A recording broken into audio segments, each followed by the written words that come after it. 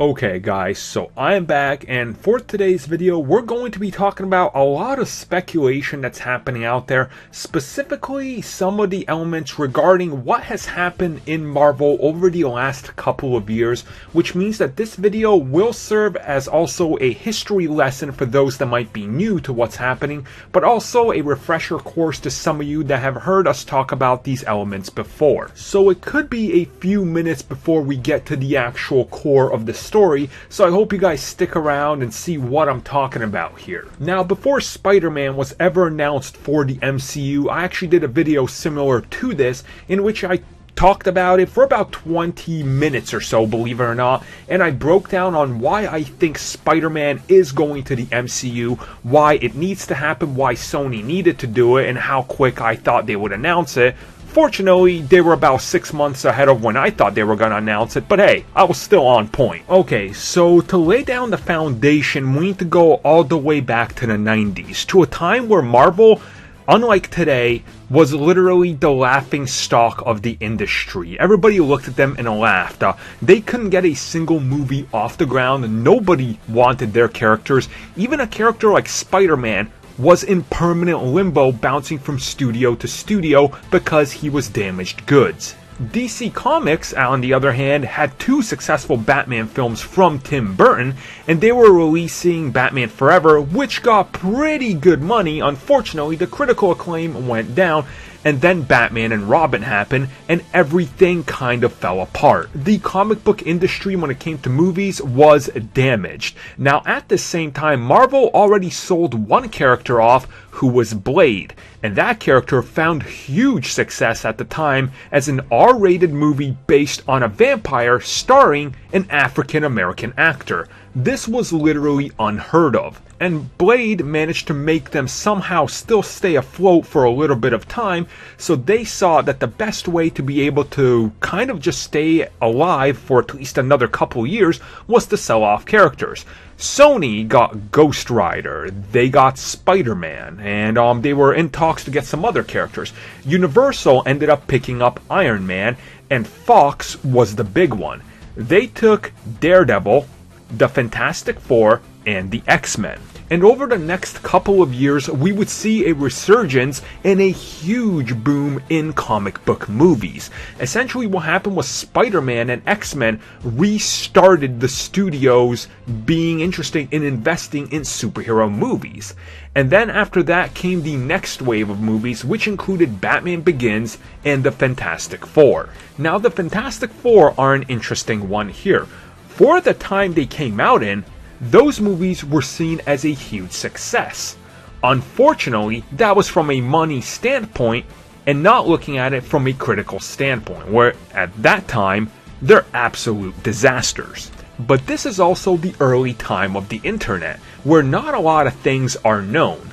Now, while Fox was keeping very much to themselves, something interesting was happening over at Sony.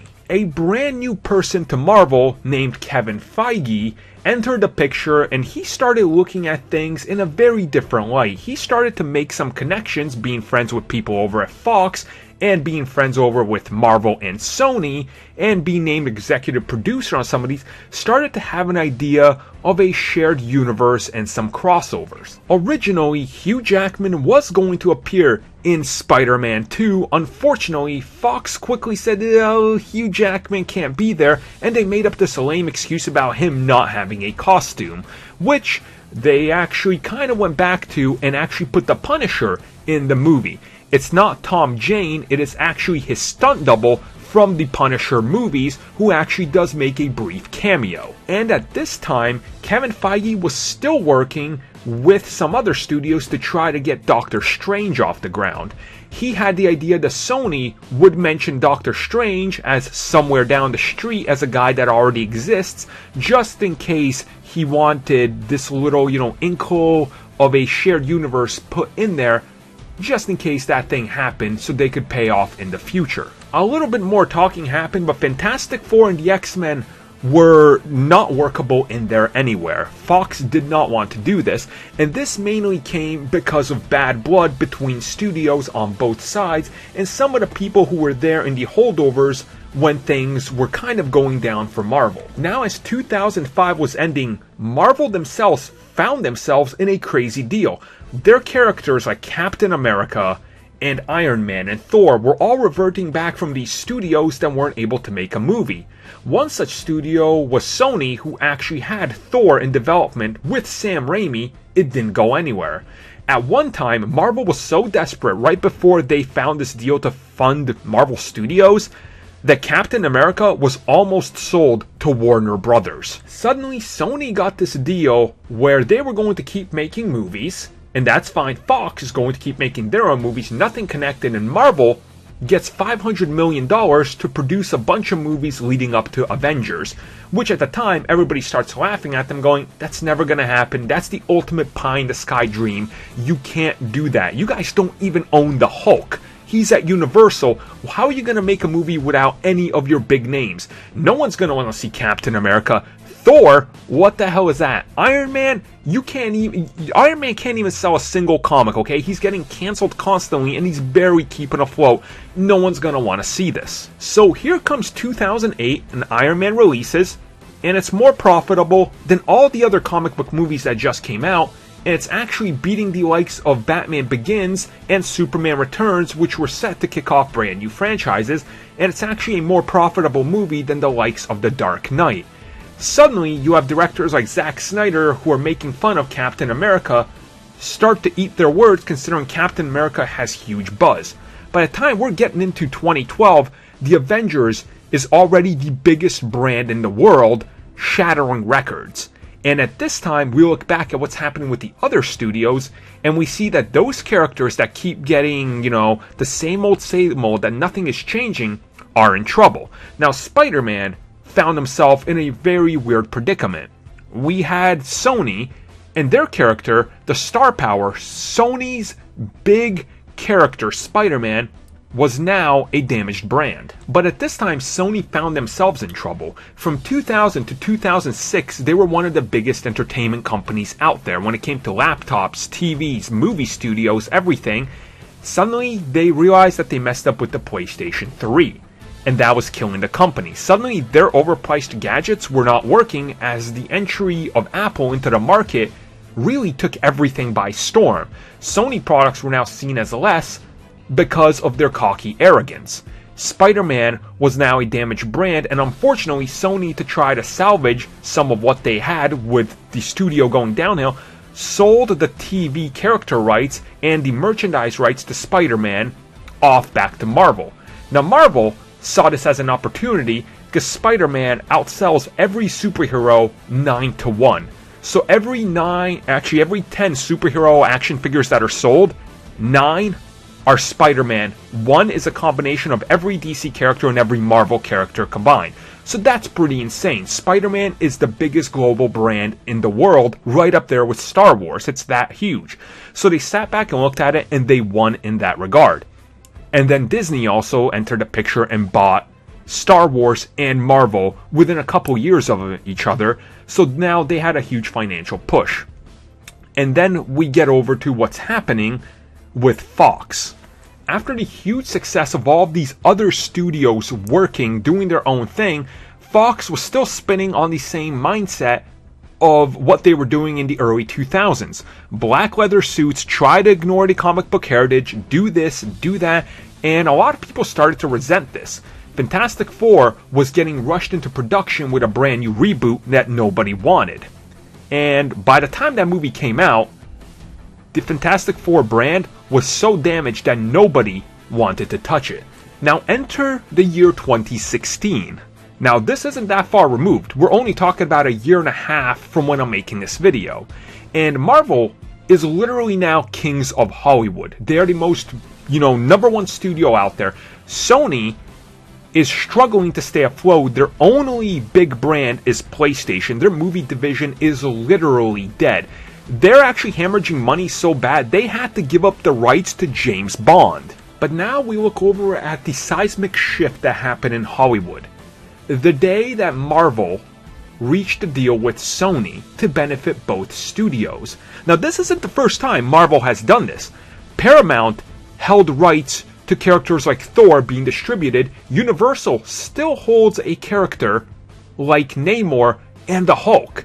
So at this time, everything was still shaky, but they were able to work out this massive deal to make the Avengers happen, and now Spider-Man, a rival studio character with a lot of bad blood between the people still working at Sony, is going to appear in Disney movies. Now, you take a step back and you go, okay, everybody's talking about this, every other studio executive is talking about this because this is being done not for money, but because they know this will help everybody involved.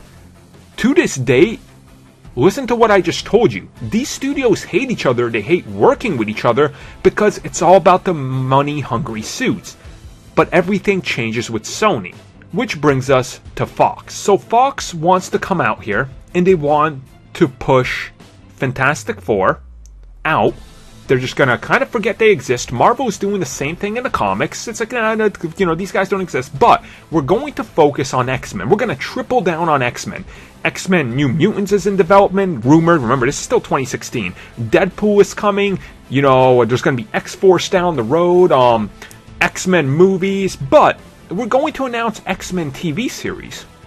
Now, here's where the details gets really, really interesting.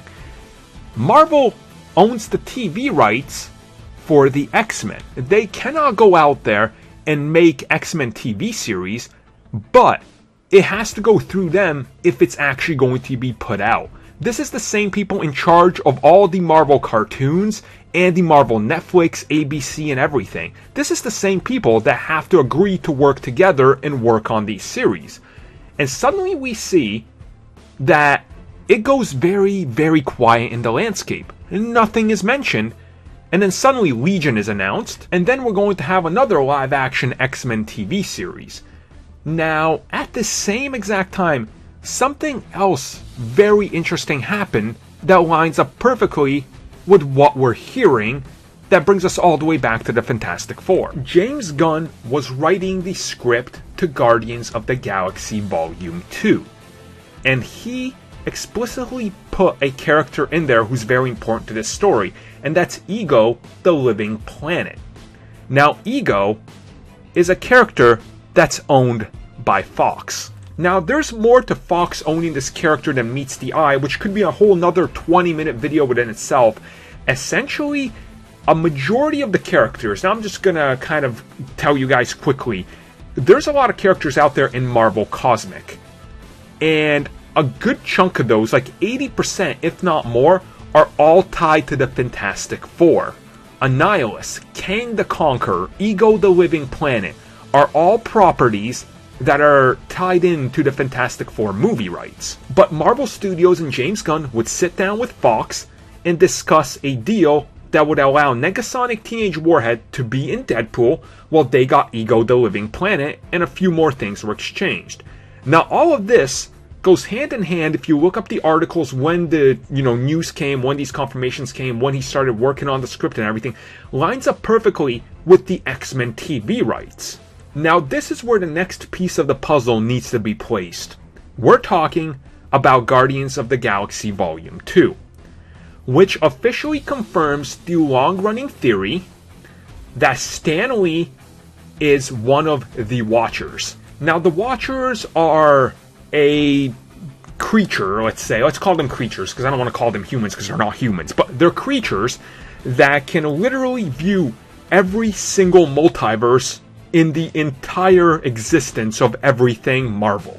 Now, in the comics, in Original Sin, it is actually confirmed that the movie multiverse is actually part of Marvel Comics continuity. We see direct references to the movies themselves. Now, what is the most interesting part is that the Watchers are actually a property owned by Fox. And it just so happens that in Guardians of the Galaxy Volume 2, Stan Lee is confirmed as one of the Watchers, which now takes Stan Lee and makes his cameo from the original Fantastic Four, the newer one, from every Marvel movie, from the X-Men to the Blades to anything he's appeared in, officially canon as part of the multiverse. Okay, so now you've listened to me talk about 15 minutes, just about 15 minutes, about the Fantastic Four, not even really being included into this discussion, but we're finally getting to that point once I've laid out all the history, the foundation, so you know what's happening. Now, Marvel has this weird relationship, as I just covered with Fox. They're sharing characters, they're sitting down and talking to each other, and they're going out there and really being friendly with one another for the benefit of everybody. Now remember, they did this with Sony. They tried to do this in the early 2000s, and nothing has happened. Now suddenly, they're being very friendly with each other. Suddenly this year, X-Men are getting a bigger push than ever in the comics. They're going to have like 8 ongoing series after being buried due to some fighting with the studios from like 2013 to 15-ish. And the long-standing rumor that the Fantastic Four are coming back to the Marvel Comics universe, which does seem to be happening, and it's going to happen fully with this Legacy relaunch. Now, not only that, the Fantastic Four were the stars of their last major event, which saw the entire universe gets reshaped by Doctor Doom. Now, why are they using these characters in such a high capacity, and then nothing with them, unless something is going to happen between the studio? Which brings me to 2020 and beyond. Marvel has a movie coming out in August of 2020 that's not named. Now, even with recent discussions, they've said that the future of Marvel after 2020-ish, after the whole, Infinity War Part 4 or Avengers 4 comes out, is completely different. There's not going to be phases anymore. It's going to be a different Marvel going forward. Now, what exactly does that mean? Well, let's look at the facts here. Stan Lee is one of the Watchers. He appears in everything. Thanos is going to be putting together the Infinity Gauntlet. The Gauntlet features all the stones plus one where you can look into other dimensions. And there's a whole slew of mystery movies that we don't know about, and Fox, Marvel, and Sony are working together better than they ever have before. So my theory is that 2020, possibly one of the mystery movies, or a movie beyond that point, is officially going to be the joint venture of Fox working with Marvel in the same capacity that they are working on Spider-Man to bring the Fantastic Four into the MCU. Now, the first step in this will be an announcement. And it does seem like Marvel has said this year they're going to be going to San Diego Comic-Con. Now, I don't expect this year, but I am fully expecting the announcement to happen at the earliest next San Diego Comic-Con. And that they're in fact going to keep the title to the next Avengers movie hidden till then. Because they've said that it is a huge spoiler to what happens. Now, once again, pie in the sky theory here, Thanos puts together the gauntlet, and something happens. He shifts the universe. It's altered. That's why they're saying everything is going to be very different. Because stuff is going to be altered. Stuff is going to change. History, past, present. It's all going to be affected, so we don't know what's happening. A lot of it will stay the same, but by the time the movies are over, I'm expecting there's going to be some crazy thing that's happened that kind of changes what everything is like. It is a perfect time now for the Fantastic Four to become a brand new franchise, and just like Spider-Man, they cannot do another reboot because no one will see it. They've had 2 chances and both ended up in failure. Their only solution is to make a deal or let the character sit there for another 5 years till the character rights go and lapse. Now, why wouldn't they work with Marvel hand in hand, make the movie all the fans want, and also get goodwill and good faith from fans to be able to see this movie? Everybody wins, including the studios, and nobody loses. Now, I know I've almost been talking for 20 minutes. Hopefully, this video makes you guys wonder about what exactly is happening. I know it's a long shot. I know it's pie in the sky dreaming. I know this is like Alex Jones screaming about propaganda. But think about it for a second. Think logistically. If they're to announce a new Fantastic Four, Are you going to see it if it's not connected to the MCU? Probably not. And imagine what an impact would be if Avengers 4 ends and suddenly the post-credit scene is a giant hand opening up to reveal the Herald of Galactus flying towards the screen. Imagine the theaters. Imagine the explosion of fans screaming. This will not only make every headline, every single newspaper, every single morning talk show, late night talk show will be talking about this. Because this will be the most unprecedented, unmatched announcement in the history of entertainment. And you know why else it would be important? Because after that moment, after the Fantastic Four are in the MCU, the X-Men are not far behind.